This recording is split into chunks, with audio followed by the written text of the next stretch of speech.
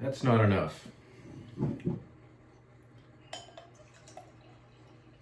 That's almost enough. Still not enough, but we'll make it work for now. This is a time of year when we reflect, right? We've got Christmas behind us. We're looking at a new year coming up.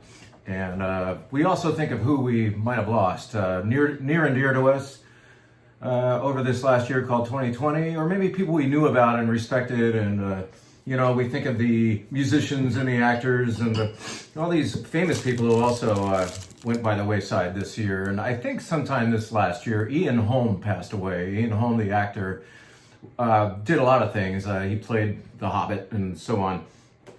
But instead of dwelling on his Bilbo Baggins role, I wanted to point out just real quick that Ian Holm said something about not enough once in a great movie called Big Night. I hope if you haven't seen it, you will see it. It's a fantastic film, but Ian Holm just had a little saying there once he had a friend or a person he was pretending was his friend would say, it's just too much. You can't handle life because it's just too much. And Ian Holm got exasperated and bit him on the butt and said, it's never too much. It's always not enough. Take a bite out of the ass of life. So that's kind of the theme for this year, I think. Let's just take a bite out of the ass of life and say 2020, we endured, we survived, we pulled it off. And in spite of all the crap, we are still celebrating.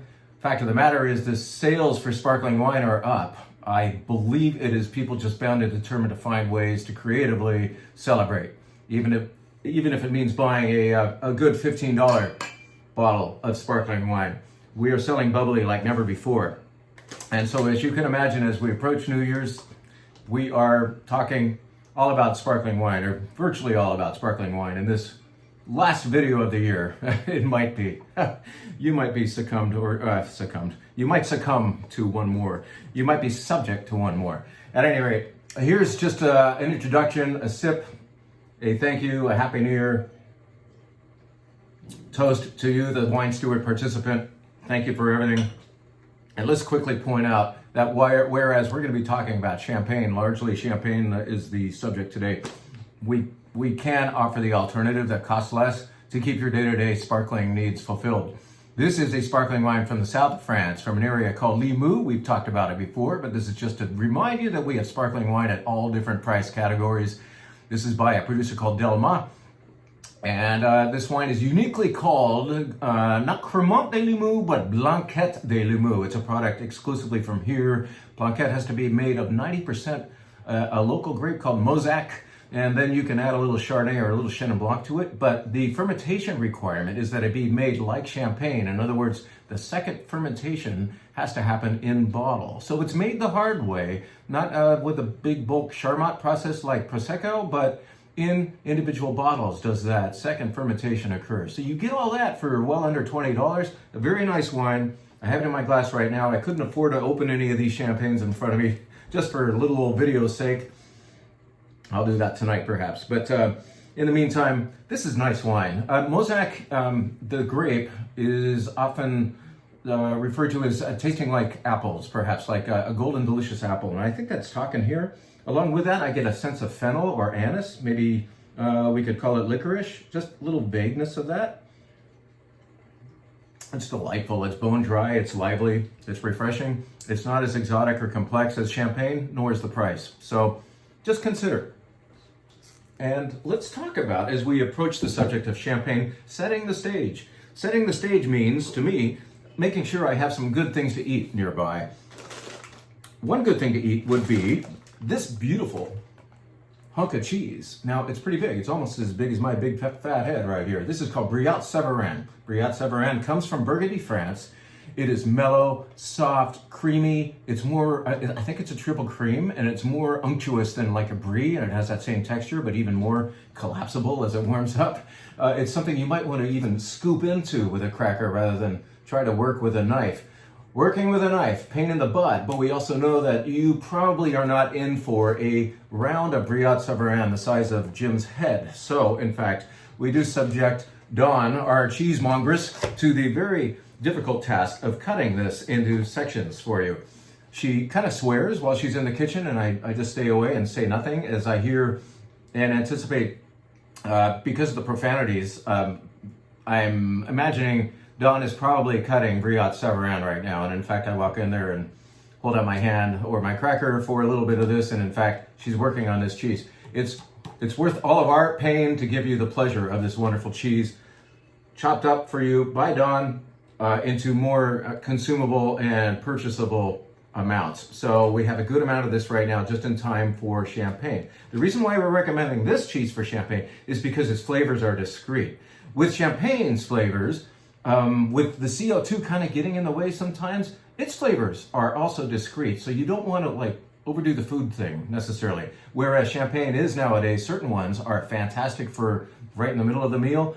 A great appetizer should be delicate in flavor to go along with a sparkling wine that is delicately profound called champagne. So a cheese we're recommending for this week is Briotte Savarin.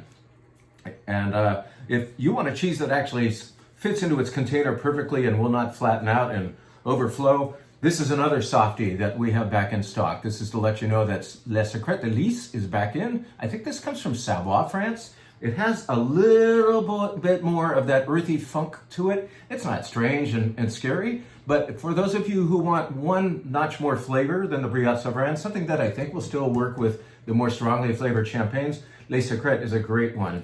And it comes in a reusable, a little what we would call cazuela. If we were in Spain, I'm not sure what the French term is for this ceramic dish, but even after the cheese is fully consumed, and it will go fast, you're going to be able to reuse this dish, and you can warm up things in it. The reason why it appears in this container is so that you can, in fact, put this in the oven and soften this cheese even more, make it more flavorful by warming it up. So this is a ceramic dish full of gorgeous cheese called Le Secret, destined for your oven. And then you just need something to scoop with. So what shall we scoop with?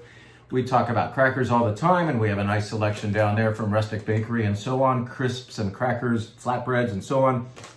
What we haven't talked about in a while are these, and I think it would be a pretty nifty idea to take these tortas from Sevilla, Spain, and there's 6 of them in here. They're individually wrapped, and they're pretty big around, almost as big around as that head-sized cheese down there I was talking about. But what you do is you unwrap one of these and break it up into uneven, irregular shapes and sizes, and you can use that for dipping into these cheeses.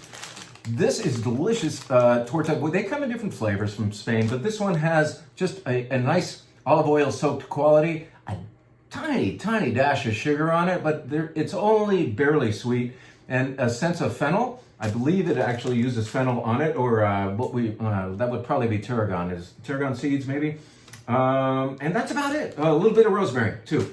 Anyway, these would be fun to use with that Briotte Savarin or Secret de Lys cheese instead of crackers. So, do something interesting this New Year's. Use these guys.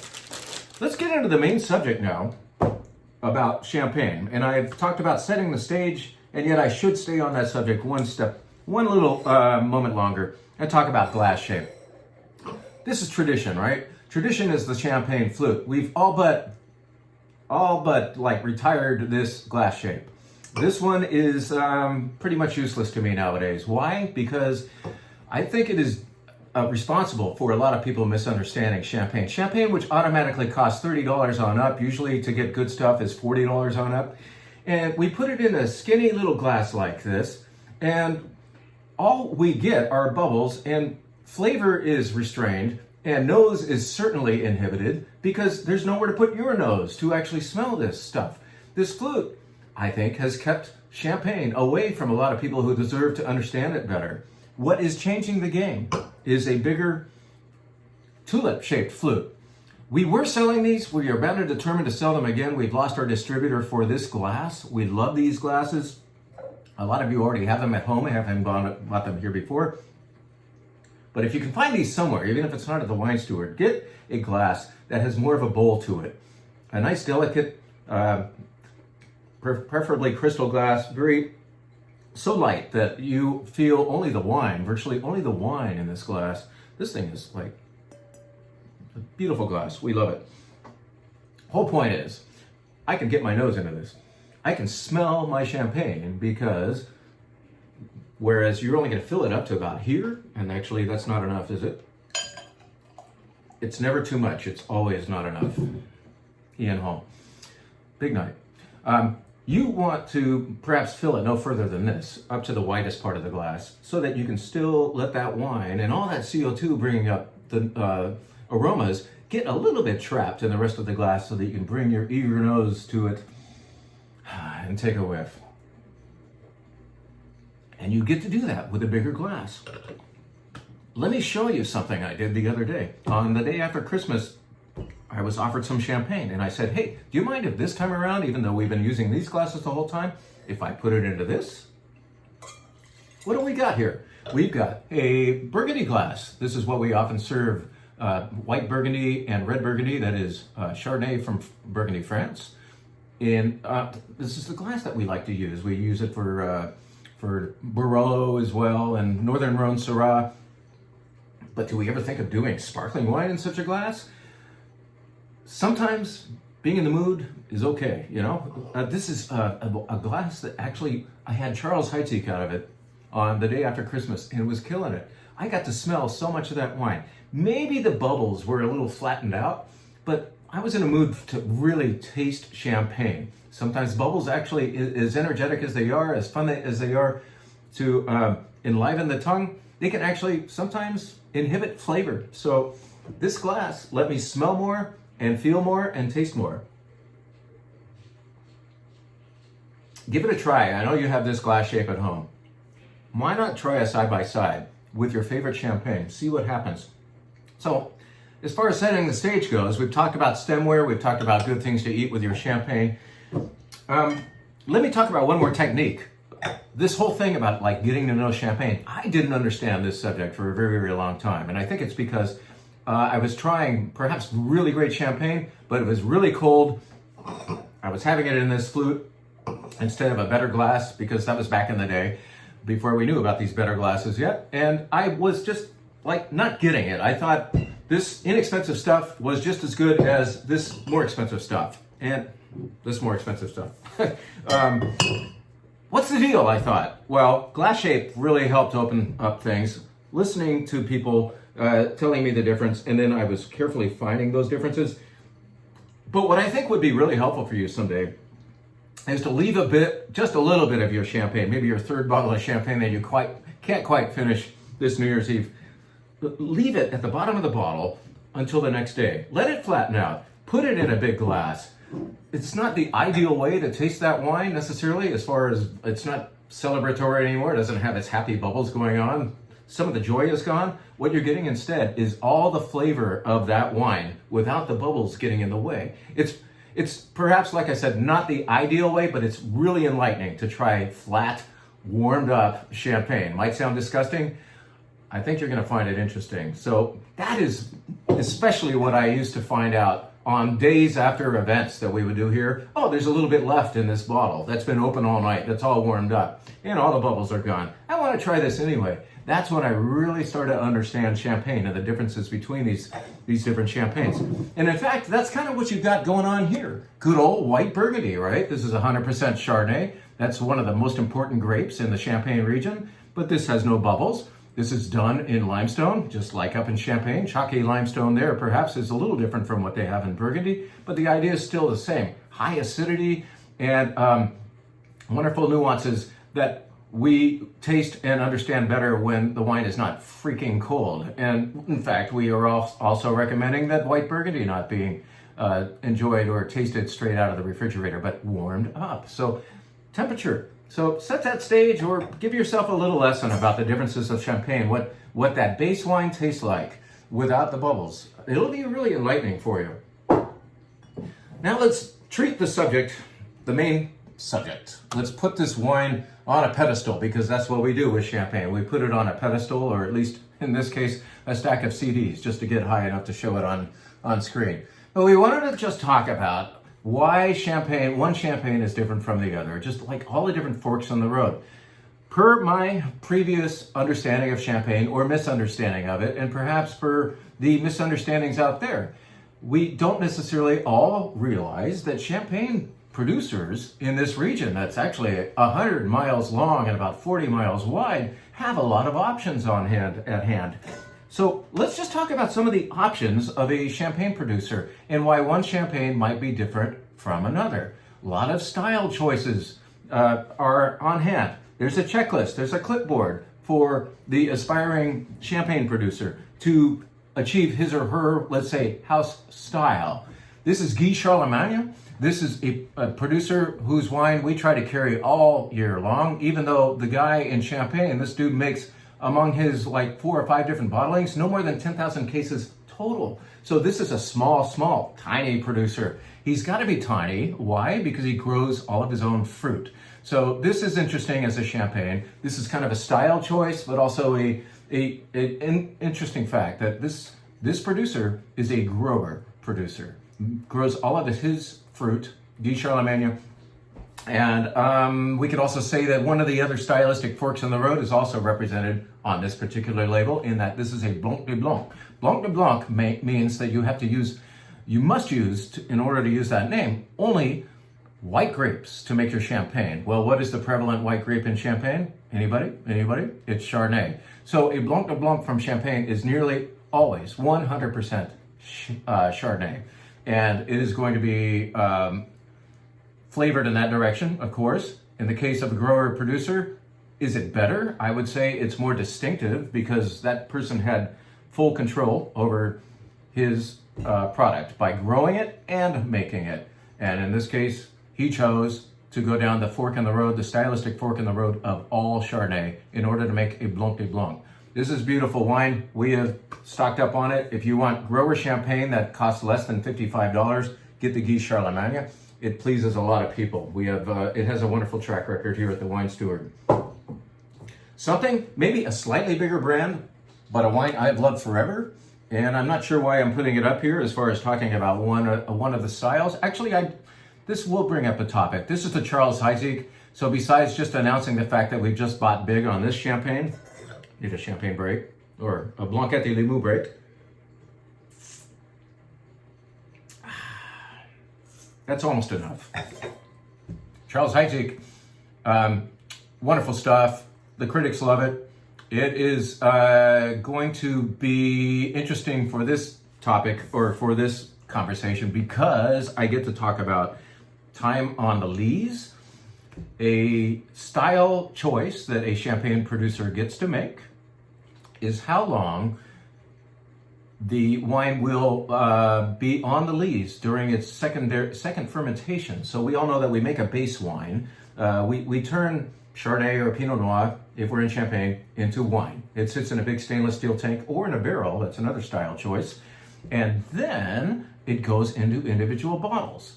A little sugar is added, some more yeast is added, and a bottle cap, a crown cap is applied. And that's going to start a second fermentation in individual bottles. The lees, the fermentation finishes up, the lees die, and then you've got all this gunk. That's the remains of the lees on the bottom of the bottle. So you're required in Champagne, if you're making a non-vintage brut, to let the wine stay on those lees for at least a year. Well, anybody good at Champagne and having enough in their wallet in order to let the wine stay longer in that cellar down under there and to be sitting on money, essentially, they will let it sit longer. And this Champagne, in fact, spent 3 years on its lees, not 1, but 3. What do you get by letting the wine spend longer on its lees? The wine will be just fruity. If you disgorge it, that means pulling off the bottle cap and blowing out the gunk, putting a little more wine in, and putting that finished cork along with the wire on. If you disgorge after just a year and a half, you're going to get a fruity champagne. It'll be bone dry, but it'll be, you're going to taste guavas, maybe strawberries, cherries, stop that. And it'll be fruit oriented, okay? The longer you let it stay, the more of those other fun flavors of champagne show up. So with 3 years or more, you start to get the introduction of, let's say, nuts or bread crust, or even a sense of perhaps sherry. But toasted nuts and bread crust are one of my favorite things in Champagne. And I find every time I taste one that's toasty like that, I ask, how long was it on the lees? It's just one of our little clever questions back to the vendor. And they confirm that this wine is in fact toasty because it was on the lees for 3 or 4 years, not just one. So this was on for 3. It's got beautiful bright fruit, but it's getting secondary as well with more of those creamy, nutty flavors as well. This is gorgeous all-purpose champagne. This Charles Heidsieck uses Pinot Noir and Chardonnay. So what happened here is the producer made a choice about how long on the lees and a choice with what kind of grapes, and yet another choice with the introduction of stock from up to 10 years ago. So a lot of these champagne folks who have the financial wherewithal will actually keep that not yet bubbled up wine from long ago in tanks. They keep it from oxidizing because those tanks are full. But the wine will still develop a little bit and get a little more rich. And so this wine, in fact, saw, I think, 40% of older stock added to it, up to 10 years old. So you get these nuances. The older champagne is just like older Chardonnay, but acidity keeps it good, whereas old Chardonnay isn't always good, right? And what you get here is a little more of that toastiness and an enriched mouthfeel, because with a little bit of oxidation, you get more mouth. So that's another thing that's special about the Charles Heidsieck. Another stylistic choice, another thing that a champagne producer can do or not do, is allow his or her champagne to go through malolactic fermentation. Most champagne goes through ML, not all, but most. At Lanson, this producer, the house style, the style that they want to be known for, the style of champagne they want to make is a no ML champagne. So the acidity is higher, and to kind of moderate the acidic effect, instead, they leave the wine on the lees longer. So, okay, since it's going to be more acidic, since we're leaving the malic acid in place, we're also going to need to enrich the wine somehow, so they let the wine sit on lees longer. So that's the Lanson way. It's just kind of interesting to talk about Lanson as the no ML house. No malolactic fermentation allowed at Lanson. What's another thing that can make a wine special? A stylistic choice. Well, when a producer, especially a grower producer who's out there in the vineyard, like Pierre Moncuy, notices that they've got a really great year on their hands, they will make a vintage champagne. Vintage champagne is special because it's not made every vintage. The credible champagne producer will only make it in the great years. And so Pierre Moncuy has made a 2008, a 2010, which we were recently showing with the Charles Neal event, but they also made a 2006. This just hit the shelf. So you've got a wine with 14 years of age on it now. I think it was on its lees in that second fermentation, on the lees, en tirage they call it, a situation for a good 5 or 6 years. So it's got the dimension of character because of that. And it's also got some nice bottle age going on now. So if you want an enriched champagne, something that might actually go well with a meal, have this 06 vintage. This is a snapshot of a year, whereas most of the champagnes we talk about are blends of vintages. Here is one look at 1 year. Through Pierre Moncuy, yet another grower champagne producer. This is to let you know the 06 is on the shelf, okay? We haven't shown you anything pink yet, so let's put Besserat up here. I know we talked about this recently, but this is reflective of yet another style choice. And we're not just talking about the fact that it's pink instead of white champagne. This is in fact a rosé. And style choice. Okay, a few things to talk about here. How do we make rosé and champagne? Most often, you bubble up about 80% of the stuff, and you get it ready for the final insertion of the real cork and the wire on it, and you throw in a little bit of red wine. Yes, that's how rosés are most often turned from white into pink in champagne. Now, a few rosés are done the hard way. The harder way is, in fact, to make a champagne all the way from start that is pink going into the bottle. But the results are very unpredictable. It's harder to do it that way. So this rosé and most others actually have an addition of Pinot Noir, red wine, at the very end to give it this beautiful color.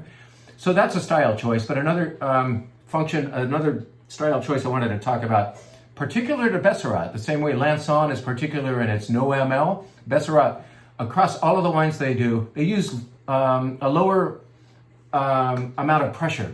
Did you know that champagne has like 2 to 3 times the amount of pressure in the bottle as a car tire? That's a lot of bubbles, right?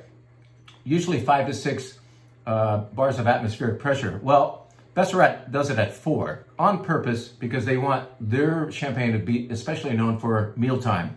To have this during a meal, to have a little bit less bubble getting in the way of the flavors of your food. It's still plenty of bubble. This is delicious rosé. You can have it with your appetizers if you want. But Besserat says, hey, we are mealtime champagne, and that's why we go with a lower amount of pressure. That's just a style choice. This is another thing, another fork in the road of champagne winemaking decision making. What else can we talk about? Style choice. Here's an ultimate example. I'm sure you've heard of Krug. Maybe you've never had it because it's not inexpensive. But this is to tell you that the Wine Steward has some Krug on the shelf. If you really want to get to know one of the most famous, one of the most beautiful blended, style blended champagnes, go to Krug, because Krug is especially famous for the fact that deep in their house, they've got all kinds of options. They've got old wine sitting in vats for perhaps dozens of years. They've got other stuff that's fresh. They've got some in barrel, they've got some in stainless steel, and so on. So the Krug winemaker, the mix master, you could say, is obsessed with making a beautiful cuvee or blend. And so Krug is famous not for being a vintage wine necessarily. The most famous Krug bottlings are non-vintage, and they have to be because they are pulling from all kinds of vintages, close to present and some from far back in time, and then different vessels made of different things, wood, stainless steel, and so on, to make one beautiful wine called Krug. Krug is an ultimate champagne blend of all these styles that we've been talking about here. Great varieties too. So it's like everything we've been talking about merged into one amazing wine. Why don't we talk about a tête de cuvée? Have you heard of tête de cuvée? That means head cuvée or head of the house. This is one of the best. This will be the Champagne House's best wine. And so for a producer called Louis Roederer, a very old producer in Champagne, one of the originals, Cristal is their tête de cuvée. You've heard of Dom Perignon, that's a tête de cuvée for Moet, right? And you've got Veuve Clicquot's Le Grand Dame and so on. Cristal is the most sought for and, most expensive product and the least made product of Louis Roederer. This is a gorgeous, gorgeous champagne. We have the 2009 vintage downstairs in the form of perhaps 5 or 6 bottles, and that's it. It's not inexpensive, but our price has become better than it used to be, so we now compete. And actually, we beat a lot of the other folks who do have this wine in price. So if you want Cristal, or if you want to impress somebody with Cristal, get in on this.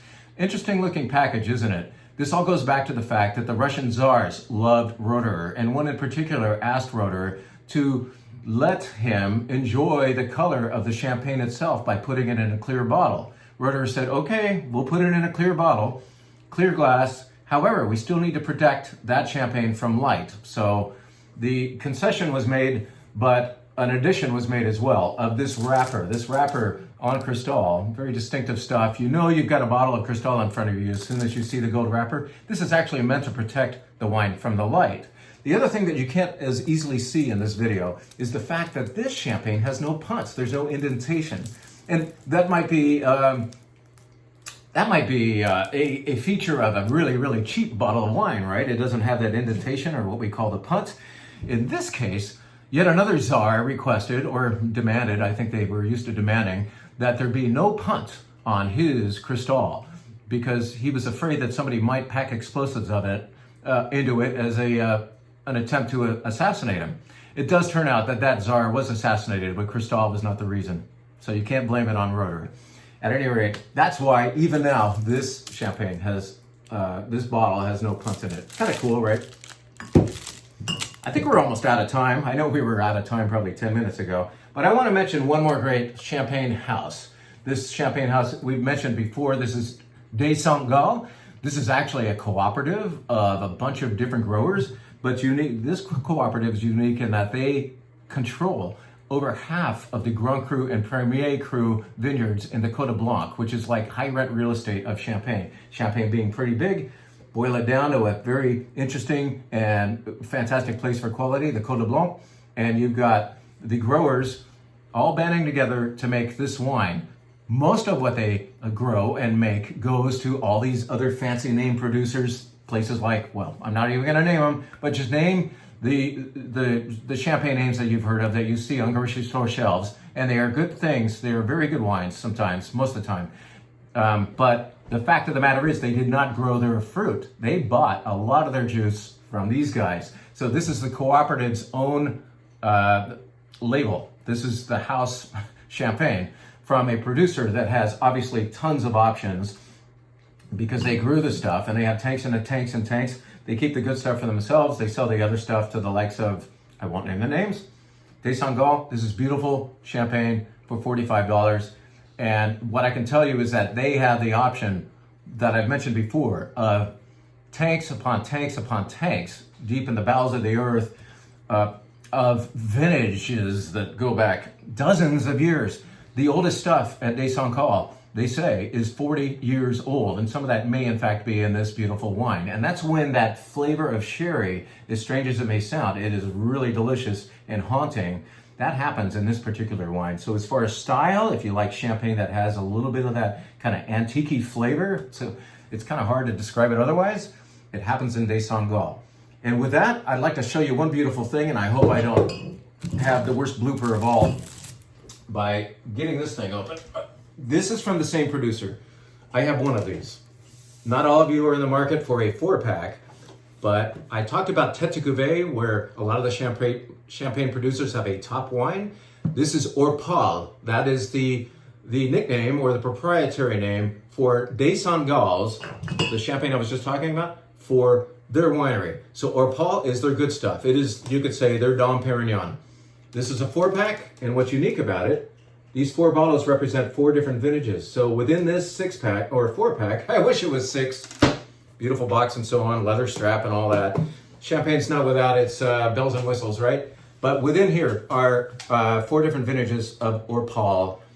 1996, 1998, 2002, and 2004. I believe I got that right. This is not inexpensive, but if you were to buy 4 bottles of Cristal or 4 bottles of Krug, you'd be paying more for their high-end stuff. So this is a producer not as well known. They're aware of the fact that they are still becoming known, and their pricing is a little bit better. That's down there in the collectible room, at least right now. That's a lot about champagne. We covered like all the different style choices, or at least a lot of them, that a producer can make. Like a champagne producer can worry about what grape varieties he or she is using, how long in the lees, the tirage, whether or not to make a vintage, whether or not to use malolactic fermentation. Do we use barrels or not? Is it a grower champagne who grows all of his or her own fruit? Are we going to mix vintages or isolate a vintage? Are we going to use old stuff in there too? How about atmospheres of pressure? And how about the really good stuff where we assemble everything to make our best champagne called Tête de Cuvée? That's a lot. That's a mouthful. So is this, and yet it's never enough. It's never enough. Take a bite out of the ass of life. Happy New Year. Thanks for everything. Come on in and get some champagne. Let's celebrate.